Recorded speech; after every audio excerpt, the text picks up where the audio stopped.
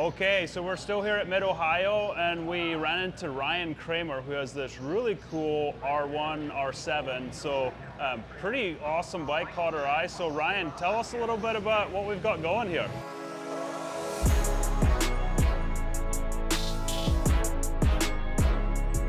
It's a 2001 R1, but it's been heavily modified to look like an R7. I started building this bike in January. I bought this bike in particular because the guy had already blacked out the frame, the swing arm, and the subframe.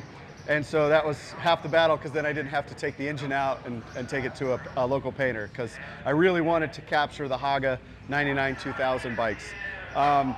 Once I got the bike, I started sourcing the parts that I needed. I met a guy in the UK that had an R17 fuel tank from QB Carbon that he was trying to sell, so he sold that to me. I found the Olin shock in Japan.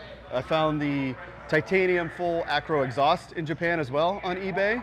I had in my head an approach that I wanted. I wanted it to be like a resto mod racer. So modern suspension, modern wheels, modern brakes, but old school chassis and engine. Sure, so, sure. As you'll see, it's heavily modified. The engine's stock. It has an Ivan's Performance jet kit. We modified the airbox. It's got a race air filter. It has a race cut transmission, which we did after we found that second and sixth gear were knocked out. Ducati Detroit did all the work. They tuned the carbs. They redid the transmission for me, got the bike running. It feels awesome. Power-wise, maybe 144 to 148 to the wheel. I am running T4 Plus race gas, so that might give me an extra pony or two. I'm not quite sure, but I have to run ethanol free because it's a carbon fiber tank. Suspension, like I said, I found the Olins. Joe Kraft from Witchcraft Racing in Shelby Township did the suspension for me. These are newer R1 forks with the radial calipers. So in some classes this is legal because they go up to like 2006. And in 2002, the R7 actually went radial for the Japanese superbike series. So that's where I got the idea. I'm running Andriani internals, which, as my buddy in Sweden told me, they're the only company that can make Öhlins spec suspension under a different name. So this is essentially just Italian Öhlins. And it's really good stuff. So the Hell brakes, like you see those in the UK a lot, but not much in North America. What was the choice there? I needed the size and I wanted the color. Okay. So Brembo did make some 130s that race calipers, but Hell made them in the black and red. Okay. And I wanted to do the black and red kind of throughout the bike. So like even the lines are black with some gold accents, and then the calipers are the two-piece billet race calipers. I'm running DP brakes, sintered race pads. As you can see the wheel, these wheels are off of my Aprilia RSV4 superbike. A local fab shop in Clinton Township, Michigan, Wild Manufacturing, fitted these just last week before this weekend. And I got to ride. BSTs or? They're ThyssenKrupps. Okay. So these are, and both wheels combined are 10.5 pounds. Wow. So when we put these on, I took almost 11 pounds off of the 04 R1 wheels. That's probably a big difference. A huge difference. I'm already going as fast as I was here last year on my Aprilia with 220 horsepower. This bike is so fun. I did some cleanups, like I painted the fork bottoms. I did the bodywork myself. I painted that. I got the decal kit from a company in Italy that still makes them. So I just painted the bodywork, threw them on, and then just put some clear coat. I'm waiting on some other bodywork because I want to try to fit the actual R7 front fender to really give it like the full R7 look. This is the fender that came with the fork, so I just painted it red.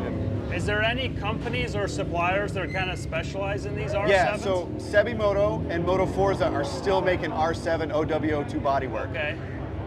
QB Carbon, who made the R17 bodywork to look like the R7, we just talked to them. They're interested in dusting off the molds to make a few sets, because I've met some other R17 owners who need bodywork, and they also do in the carbon fiber, but I need all of the bodywork, and right now they're like, we can only do the tail section. I'm like, I need everything. So I have another set of actual R7 bodywork.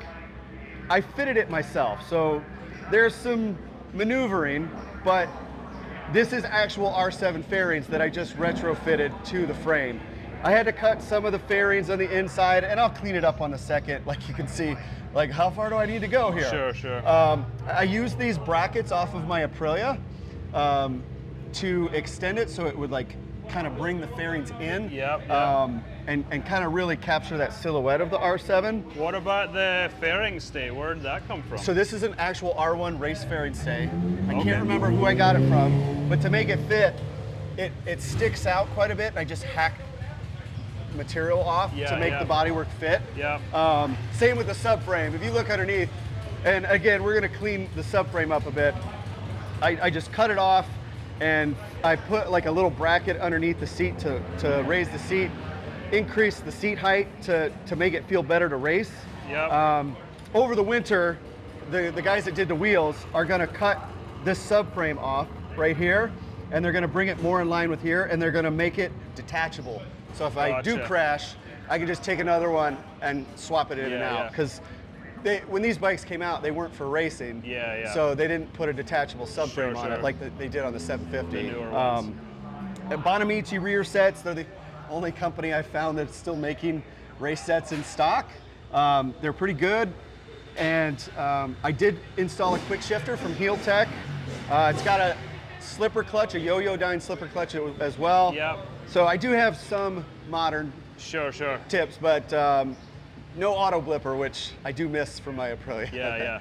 I've noticed on a lot of these bikes, like there's a lot of parts in Europe for them, and I was like really nervous about buying stuff from Europe just because of the shipping prices, but it wasn't too bad. It's not bad, right? No, and if you really want those parts, you just suck it up. You just have to do it. Yeah, you just have to do it. The guy that sold me the tank didn't charge me much because no one wanted it, but I did. He's like, I'll ship it to you, and so I think I paid like an extra $150. So it's a full carbon fiber tank. Yeah, and it's got the R7 style tank twist off, and then this is just a carbon piece that goes over top. I think the original R7 had like a endurance setup. Yeah. So that's why it was like that, but it's in the shape of the R7, but it's made to fit.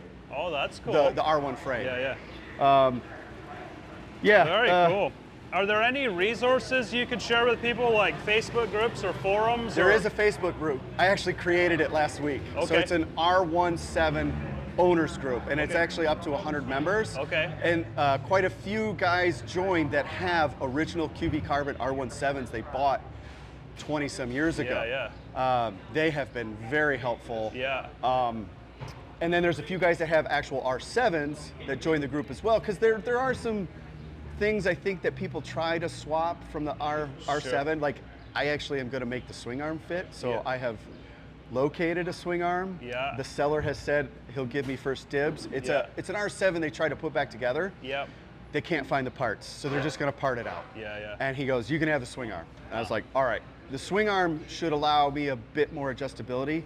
It'll be, what I'm told, longer, and it should have the same swing arm pivot width. So it's just manufacturing the linkage to make the shock fit, but it'll be a little longer because I think the R7's gearbox was stacked, where this wasn't. I see. And I did dial in the chassis. I talked to Brandon Punt at Trackside Labs. We followed the same sort of approach as I did on the Aprilia. We dropped the forks 9 millimeters. We raised the shock 6 millimeters. And then with these wheels, I was able to extend the wheelbase quite a bit. So this wheelbase is probably almost 2 inches longer than the R1. And with these wheels on here, it still turns in like crazy. Yeah, for sure. Well, it's a beautiful bike, Ryan. I really appreciate you sharing some of the information on this and sharing that Facebook group. One of the big motivations we've had with this channel is just to make it easier for people to build these bikes. So we'll put a link to Ryan's Facebook group in the comments, and we just really appreciate you sharing. And beautiful bike. So I love building stuff like this. I love helping. So if people really want to build one, that page is an excellent source for parts and tips. What works, what doesn't. So by all means join, and if you want to build one of these, we'll get you rolling. Awesome. Well, really appreciate it. Thanks for watching, guys. And as always, if you like this content and what we're doing, just give us a subscription or ask questions. It really helps us out a bunch. And we'll keep going here at Mid-Ohio, see what else we find. Good luck racing, buddy. Cheers.